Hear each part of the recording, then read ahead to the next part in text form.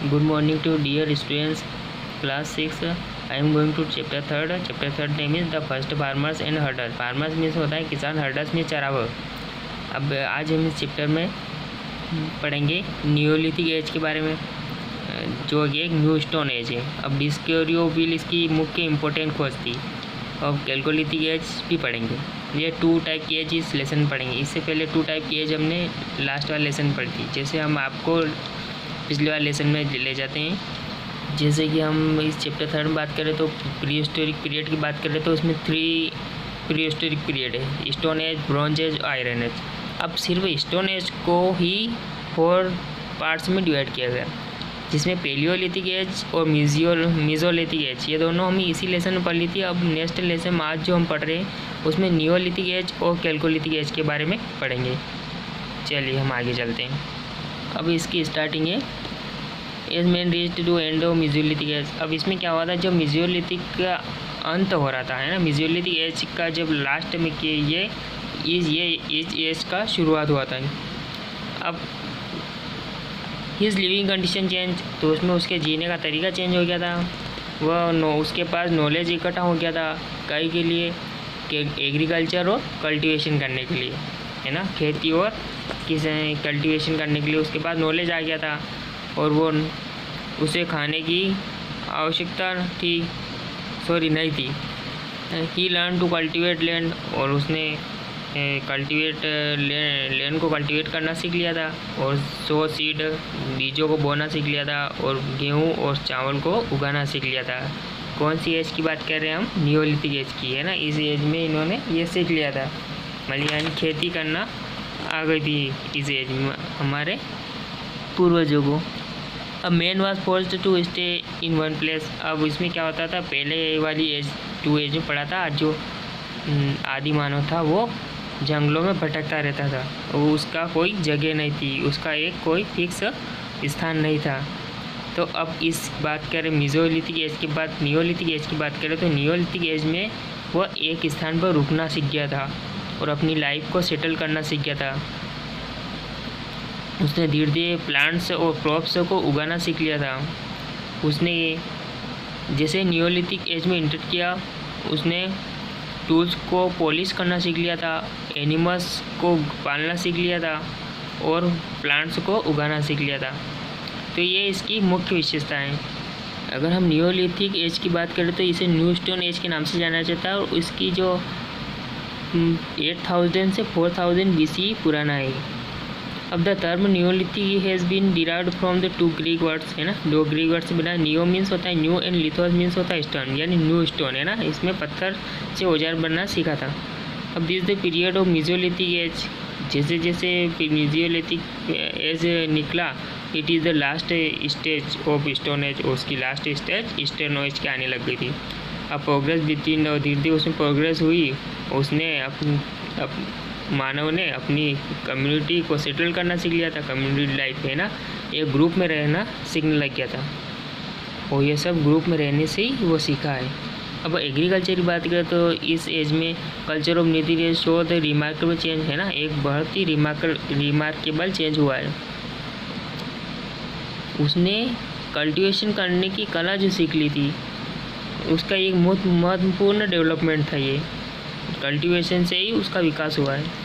उसने सीड्स, क्या हुआ, जब ग्राउंड पर गिरते थे तो उनसे नए प्लांट उगते थे।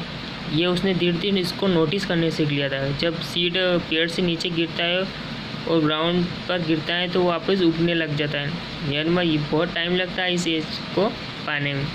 और उसे यही नोटिस करके उसने एक आइडिया लगाया कि हम ग्रोविंग क्रॉप्स, यानी हम फसल उगा सकते हैं। भाई ये सारा चेंज आसानी से नहीं हुआ, इस चेंज को होने में बहुत टाइम लगा, है ना, सैकड़ों सालों में ये चेंजेस हुआ। यानी उसने ये जो सीखा कल्टीवेशन करना, वो बहुत टाइम लगा उसे। अब जब उसने फसलों को उगाना सीखा तो वो एक फूड प्रोड्यूसर बन गया था, है ना, यानी खाने का उत्पादक बन गया था। उसने वीट, बार्ली, राइस, इनको कल्टीवेट करना सीख लिया था। और इसी के एविडेंस मिलते हैं मेहरगढ़ में, है ना, जो मेहरगढ़ जो पाकिस्तान में है, आज भी उसमें देखने को मिलते हैं। अगर हम डोमेस्टिकेशन ऑफ एनिमल्स की बात करें तो फर्स्ट डोमेस्टिक एनिमल था उनका डॉग। उसने सबसे पहले डॉग को डोमेस्टिक करना सीख लिया था। यानी वो क्या करता था, जब ग्रासलैंड जब बहुत ज़्यादा फैलने लग गई थी तो उसमें क्या होता है, जब हर्ड एनिमल्स की संख्या बढ़ गई थी, हर्ड एनिमल्स यानी शाकाहारी जैसे शीप, कैटल, गोट जो घास को खाते हैं। अब धीरे धीरे क्या हुआ, जब इनकी संख्या बढ़ी तो इन मानव ने उनको हंटेड यानी उसका शिकार करना सीखा, एनिमल्स का शिकार करना सीखने लग गया था और वो उनसे शिकारी बना और धीरे धीरे वो प्रैक्टिस ऑफ डोमेस्टिकेशन करने लग गया है ना। उसने अब एनिमल्स से उनको डर नहीं था, वो एनिमल्स का डोमेस्टिकेशन करने लग गया और उनसे जो मीट ये प्राप्त होता था उनका उपयोग करता था और उनसे जो चमड़ी से क्लॉथ्स के रूप में उपयोग करता था। अगर डिस्कवरी ऑफ व्हील की बात करें तो इस नियोलिथिक एज में ये सबसे महत्वपूर्ण खोज थी। उसने जो डिस्कवरी व्हील की खोज की तो उसको एक स्थान से दूसरे स्थान पर अनाज को ले जाने में आसानी हुई, यानी जो व्हील जो होता है उससे आसानी से वो एक स्थान से दूसरे स्थान पर अपने अनाज को ले जा सकता था। अब डेवलप ऑफ पोटर व्हील, अब पोटर व्हील का विकास हुआ, पहले व्हील का विकास हुआ तो उससे बाद पोटर व्हील, ताकि वो आसानी से उसमें अनाज भरकर एक स्थान से दूसरे स्थान पर ले जा सके। अब इस व्हील का इम्पोर्टेंट क्या थी उसने व्हील की खोज के बाद कार्ट यानी है ना, कार्ट को बनाना सीख लिया था, बैलगाड़ी को है ना, बैलगाड़ी बनाना सीख लिया और उसमें लोड करने लग गया अनाज को। और फिर उसके बाद making of pottery, cooking and storing food, और उस पोट्री का उपयोग क्या करता था, खाने को एकत्रित करने और उसे पकाने के लिए। अब पोट्री जो होती है, पोट्री का उपयोग होता है सरप्लस फूड यानी अतिरिक्त जो खाना होता है उसको एकत्रित करने के लिए वो पोट्री का उपयोग करने लग गया, जिसमें वो बचा कर रख सके। नियोलिथिक टूल्स की बात करें तो इस टाइम पर जो टूल्स उपयोग करते थे वो बेटर और शार्पर थे, है ना, जो स्टोन के बनते थे। पत्थर ये स्टोन एज कहा गया, यानी इसमें स्टोन से ही उसने टूल्स बनाना सीखे थे। अब इसमें उसने हंटिंग करना सीखा तो इसके लिए उसने वैसे औजार बनाना सीखे, जैसे एक्सेस और वुडन हैंडल्स है ना, लकड़ी खत्ते की कुल्हाड़ी। इसके बाद mortar, pestle, cats, axes, sickles, plugs ये सब बनाना सीखा था, जैसे आपको इस डायग्राम में दिखा दे रही है। टूल से उसने बनाना सीख लिए थे। आर्ट ऑफ वीविंग की बात करें तो वीविंग उसने कहाँ से सीखी थी, पशु पक्षी जब अपने घोंसला बनाते हैं तो उसने उनको देखकर नोटिस किया और धीरे धीरे कपड़ों को सिलना सीखा। अब इनके ऑक्यूपेशन की बात करें, इनका पेशा क्या था, इनका पेशा था फार्मिंग है ना, hunting, fishing, pottery making, weaving, dyeing है ना, ये इनके मुख्यतः ऑक्यूपेशन थे। अब हम रिलीजियन की बात करें, धर्म की बात करें तो जब इस टाइम का जो ये मानव था, अर्ली मैन था, वो लाइटनिंग और थंडर से बहुत डरा हुआ रहता था, है ना, बिजली चमकने और गरजने से बहुत डरता था और उस आग से डरता था, स्टॉर्म यानी तेज़ हवा चलती थी उससे डरता था, हेवी रेन भारी बारिश होती उससे डरता था, क्योंकि उसे इन सब बातों का साइंटिफिक रीज़न पता नहीं था, ये सब नेचुरल फिनोमेना थे। अब धीरे धीरे उसे विश्वास हुआ कि ये सब क्या है, power beyond his control which is called cause damage to his life, यानी ये सब चीज़ें उसकी लाइफ को डैमेज कर सकती हैं। तो उसने धीरे धीरे क्लियर द देश पावर्स ऑफ अल्टीमेटली उसने वर्शिप है ना, वर्शिप करना शुरू की, यानी पूजा करना शुरू की, फोर्स ऑफ नेचर आस्था रखना शुरू की, है ना, जैसे स्काई गॉड को मानता था, रेन गॉड को मानता था, वाइन गॉड, सन गॉड, ऐसे भगवान के रूप में इनको मानता था। अब नेक्स्ट कैलकोलिथिक एज की बात करें तो कैलकोलिथिक एज 4000 BC से 2000 BC के बीच का है।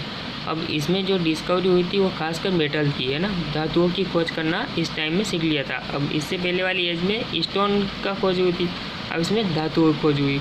अब इसमें जो खासकर metals mark and next major changes है ना, ज़्यादा चेंजेस इसमें हुआ और सिविलाइजेशन का प्रोग्रेस हुआ। अब इसमें जो मुख्यतः मेटल थी वो फर्स्ट मेटल थी कॉपर, है ना, तांबे का सबसे पहले डिस्कवरी हुई थी, जिससे वो उसको किसी भी शेप पर दे सकता था और टूल से बना सकता था, है ना, औजार बना सकता था।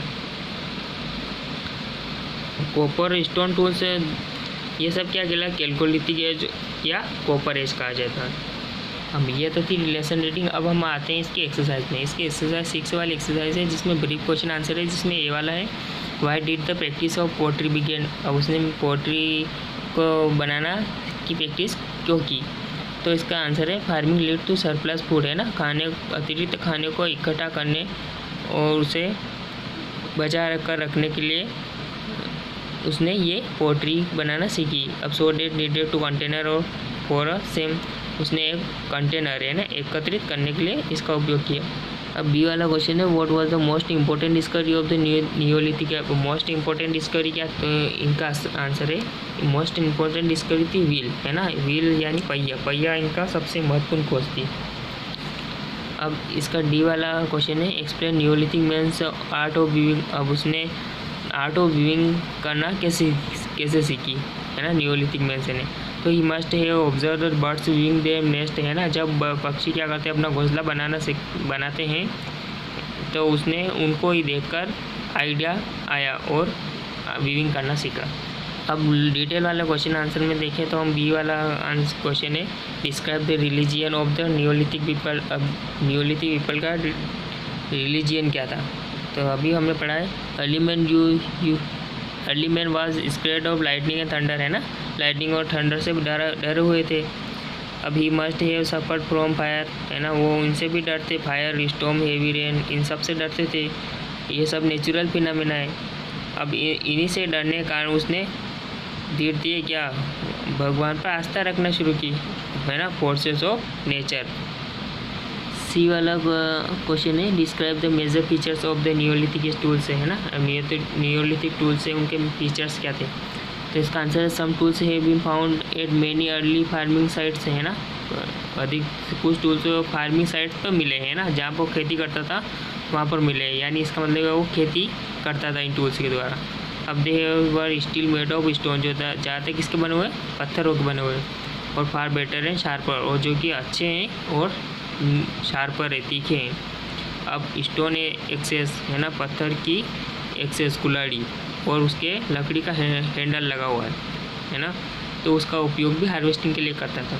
ये इसके फीचर थे। डी वाला क्वेश्चन है मेहरगढ़ फोर्ट के बारे में बताना है, मेहरगढ़ के बारे में। तो इसका आंसर है Mehrgarh is the one of the most earlier sites located in the plains of Baluchistan in Pakistan. Mehrgarh fort कहाँ पर है? पाकिस्तान में है, बलूचिस्तान के मैदान में। अब इसके जो ये कब के टाइम का है? तो 7000 BC एंड 5500 BC के टाइम के बीच का है। अब there are evidence of mud houses. अब वहाँ पर जो क्या एविडेंस हुआ, वहाँ के मड हाउसेस, ग्रेनरीज है, and storing food, domestication of animals, ये सब वहाँ पर सबूत मिले हैं। अब ornaments made of limestone, वहाँ के जो ऑर्नामेंट्स यानी आभूषण का उपयोग कैसे करता था? वो लाइम स्टोन या चूना पत्थर से बनाता था। और सी शेल्स, जो समुद्री शेल होती है, उनका उपयोग करता था आभूषण बनाने के लिए। सैंडस्टोन का उपयोग करता था और कॉपर का उपयोग करता था। ये मुख्यतः वहाँ पर ये चीज़ें हमें देखने को मिली मेहरगढ़। ये आपका लेसन आज का कंप्लीट हुआ। आप सभी अपनी अपनी copy time to time complete करते रहें। Thank you.